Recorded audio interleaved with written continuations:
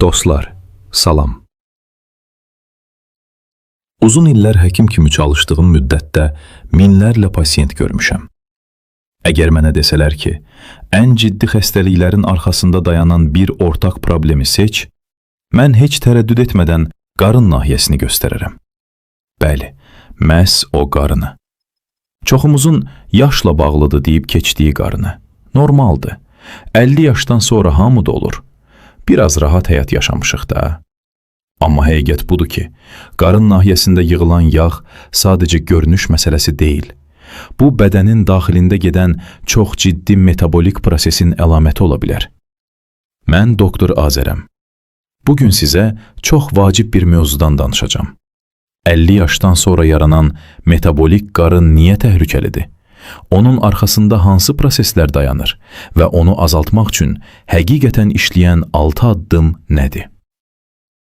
Acılıq etmədən, möcüzəvi preparatlar olmadan, özünüzü məhv edən ağır rejimlər olmadan və videonun sonunda çox sadə bir səhər ritualı haqqında danışacağım. Bu ritual bəzi insanlarda cəmi bir neçə həftə ərzində metabolik göstəricilərin dəyişməsinə kömək edə bilər. Metabolik qarın nədir? İlk vacib sual budur. Qarın nahiyəsindəki yağ niyə bu qədər vacibdir? Çünki bütün yağ eyni deyil. Bədəndə iki əsas yağ növü haqqında düşünmək olar. Birincisi, dəri altı yağdır. Yəni əlinizdə tutub sıxa bildiyiniz yağ. İkincisi isə daxili orqanların ətrafında toplanan yağdır. Məhz bu yağ ən təhlükəli olandır. Bu yağ qaraciyərin, mədaltı vəzin, bağırsaqların, damarların ətrafında toplanır. Onun adı visceral yağdır. Problem ondadır ki, bu yağ sadəcə ehtiyat enerji deyil. O aktiv toxumadır. Yəni bədənin daxilində siqnallar göndərən, maddələr ifraz edən, iltihabı artıran bir fabrik kimidir. Və bu fabrikin istehsal etdiyi maddələr təzyiqin yüksəlməsinə, şəkərin pozulmasına, damarların zədələnməsinə, ürək və beyin risklərinin artmasına səbəb ola bilər. Yəni məsələ təkcə qarının böyüməsi deyil. Məsələ odur ki, bu yağ bədənin daxilində səssiz şəkildə xəstəlikləri qidalandıra bilər. Mən kök deyiləm deyən insanların səhvi. Burada çox vacib bir məqam var. Bəzi insanlar deyir, amma mən o qədər də kök deyiləm və bu onları sakitləşdirir. Halbuki metabolik risk təkcə ümumi çəki ilə ölçülmür. Bəzən insanın ümumi çəkisi normal görünür, amma qarın çevrəsi artıq təhlükə zonasına keçib. Məhz buna görə təkcə tərəziyə baxmaq kifayət deyil. Daha vacib göstərici bel çevrəsidir. Əgər qarın önə çıxmağa başlayıbsa, paltarın beli dar gəlirsə, oturanda qarın yığılırsa, bu sadəcə kosmetik dəyişiklik deyil.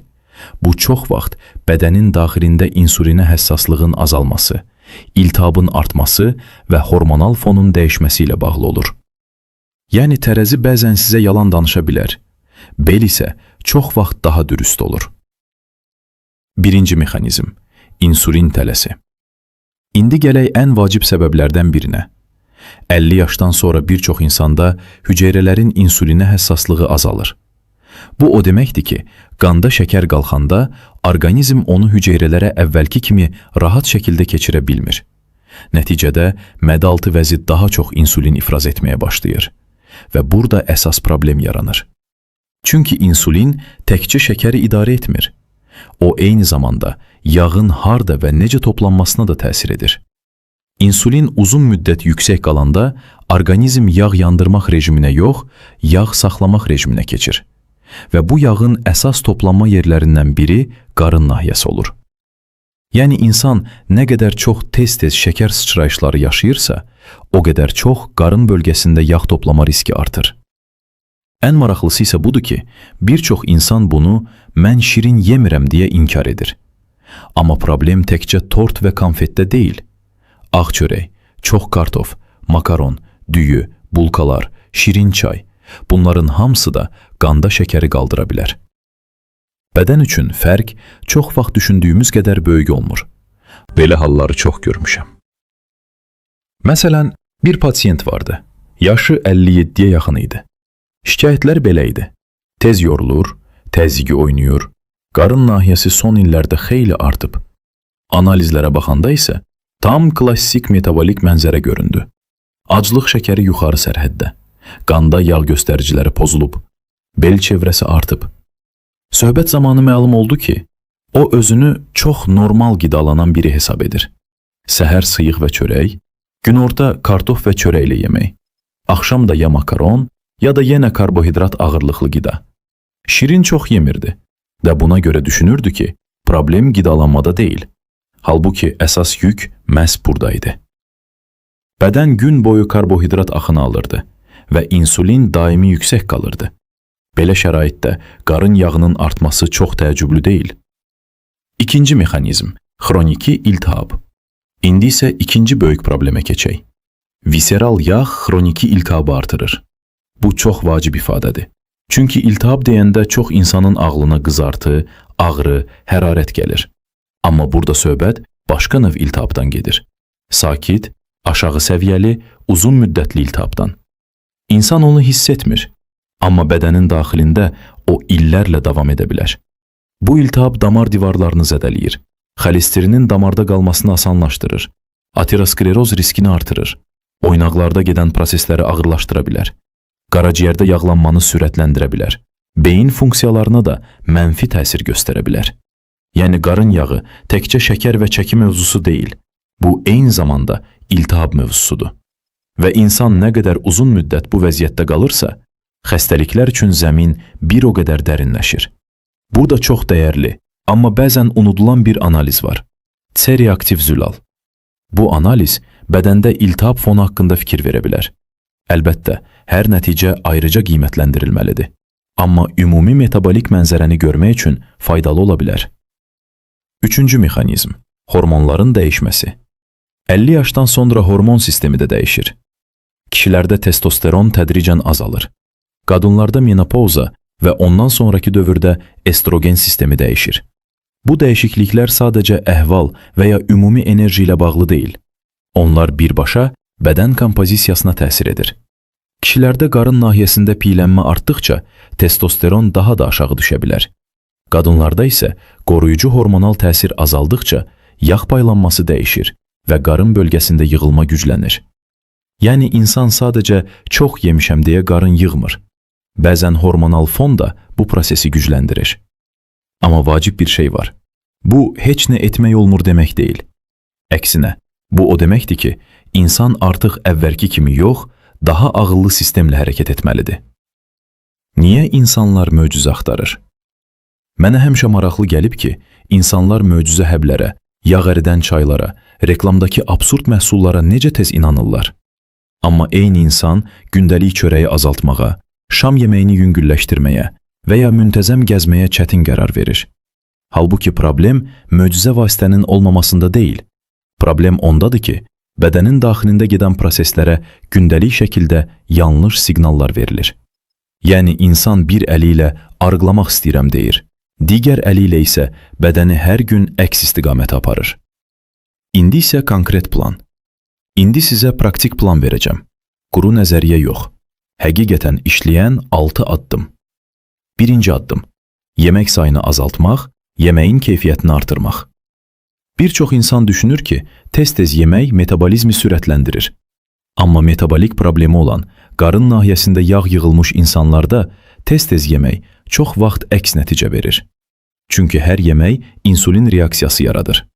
Əgər gün boyu davamlı yeyirsinizsə, bədənə yağ yandır yox, yağ saxla siqnalı gedir. Bu səbəbdən daha aydın, planlı qidalanma çox vacibdir.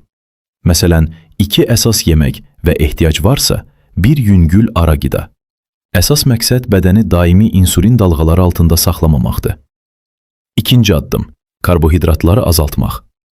Burada söhbət karbohidratı tam sıfırlamaqdan getmir. Söhbət onların miqdarını və mənbəyini dəyişməkdən gedir.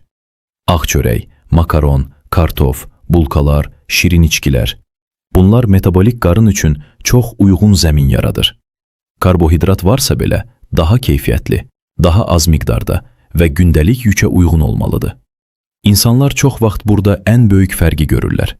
Çünki qarın nahiyəsindəki yağ məhz insulin yükünə çox həssasdır. Üçüncü addım. Zülalı artırmaq. 50 yaşdan sonra zülal daha da vacib olur. Çünki əzələ kütləsini qorumaq lazımdır. Əzələ nə qədər çox saxlanırsa, metabolizm bir o qədər yaxşı işləyir. Əgər insan kifayət qədər zülal almırsa, çəki azalsa belə, o çox vaxt piy yox, əzələ də itirir. Bu isə metabolik vəziyyəti daha da pisləşdirir. Yumurta, ət, balıq, toyuq, kəsmik və digər zülal mənbələri burada əsas rol oynayır. 4-cü addım. Düzgün yağlardan qorxmamaq. Bu çox vacibdir. Yağ yemək sizi avtomatik kökəltmir. Sizi problemli edən yağ çox vaxt yanlış qidalanma fonunda yüksək insulin və iltihabdır. Əksinə, düzgün yağlar bədənə kömək edə bilər. Məsələn, zeytun yağı, yağlı balıq, qoz fındıq, avokado. Bunlar hormonal sistemə, iltihabın azalmasına və toxluq hissinə müsbət təsir göstərir. 5-ci addım. Hər gün hərəkət. Burada söhbət marafondan getmir, söhbət davamlılıqdan gedir. Gəzinti metabolik qarın üçün çox güclü vasitədir, xüsusilə də hər gün olanda. Buna əlavə olaraq həftə ərzində güc məşqləri də vacibdir. Sadə hərəkətlər belə kifayət edə bilər. Çünki qarın yağını azaltmaq üçün təkcə kalori yox, əzələ və insulin sistemi də işləməlidir. 6-cı addım. Yuxu. Bu addımı çox adam yüngül qəbul edir. Halbuki, metabolik qarının ən vacib dostlarından biri məhz yuxusuzluqdur. Az yuxu, daha çox stres hormonu, daha çox iştah, daha çox insulin problemi, daha çox qarın yağı. Yəni insan ideal qidalansa belə, əgər yatmırsa, metabolik sistem tam bərpa olunmur. Vəd etdiyim səhər ritualı. İndi isə videonun əvvəlində dediyim sadə səhər ritualına keçək. Səhər oyanandan sonra su içmək, amma sadəcə bir qurtum yox, kifayət qədər, sakit şəkildə. Gecə boyu bədən maye itirir. Səhər su qəbulu qan dövranına, bağırsaq hərəkətinə və ümumi metabolik aktivləşməyə kömək edir.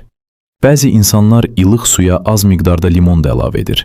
Bu da bəzi hallarda rahat hiss yarada bilər. Burada əsas fikir sehirli qarışıq yox, səhər bədəni düzgün şəkildə oyatmaqdır. Çünki günün ilk siqnalları çox vacibdir. Səhər nə edirsinizsə, bədən çox vaxt günün qalan hissəsini də ona uyğun qurur. Əsas nəticə. Beləliklə, ən vacib fikri bir daha deyim. 50 yaşdan sonra qarın nahiyəsində yağ yığılması sadəcə yaş göstəricisi deyil. Bu, metabolik risk göstəricisidir.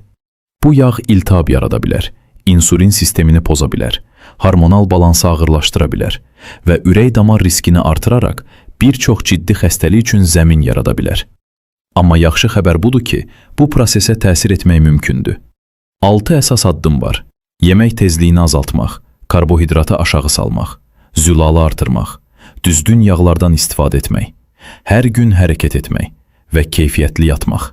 Bunlar möcüzə deyil, bunlar fiziologiyadır və məhz buna görə işləyirlər. İndi ən vacib addım qalır. Nə vaxtsa başlamaq yox, bugün bir addım atmaq. Mən Doktor Azərəm. Növbəti videoda çox vacib bir mövzudan danışacağıq. 40-dan sonra sən orada qocalmırsan, ömrü uzadan 3 yüklənmə. Çünki bir çox insan qocalmağı sadəcə yaş artımı kimi görür. Amma əslində bədən daha çox hərəkətsizlikdən və yanlış yüklənmədən qocalır. Sağ olun, salamat qalın.